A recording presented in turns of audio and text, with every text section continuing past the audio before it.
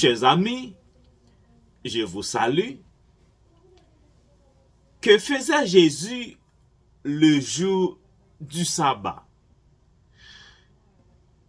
Le sabbat occupait une place importante dans la vie de Jésus. Mais que faisait-il réellement ce jour-là? Était-ce un simple jour de repos ou une occasion particulière d'enseigner, de guérir et de se rapprocher de Dieu?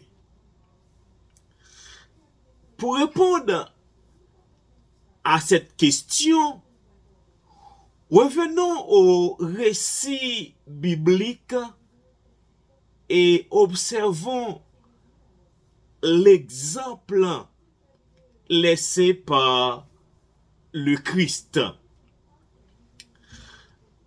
La Bible nous enseigne que Jésus avait l'habitude de se rendre à la synagogue le jour du sabbat. Luc 4, le verset 16 déclare: selon sa coutume, il entra dans la synagogue le jour du sabbat et il se leva pour faire la lecture. Le sabbat était donc pour lui un temps consacré à l'adoration, à l'enseignement et à l'étude des Écritures. Mais Jésus faisait également le bien ce jour-là. Il guérissait les malades, soulageait les souffrances et redonnait espoir à ceux qui étaient dans le besoin.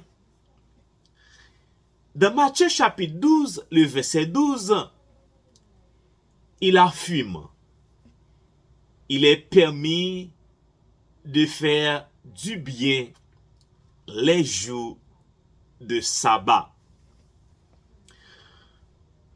Par ces actes, Jésus montrait que le sabbat n'était pas un fardeau, mais une bénédiction destinée à rapprocher l'homme de Dieu et de son prochain. Il rappelait aussi une vérité essentielle. Marc 2, le verset 27, le sabbat a été fait pour l'homme et non l'homme pour le sabbat.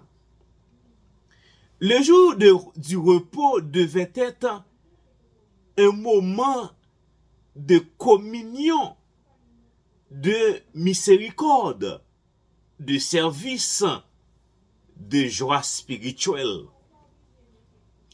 En conclusion, l'exemple de Jésus nous enseigne que le sabbat est un temps consacré à Dieu, à l'étude de sa parole, à la prière et aux œuvres de bonté.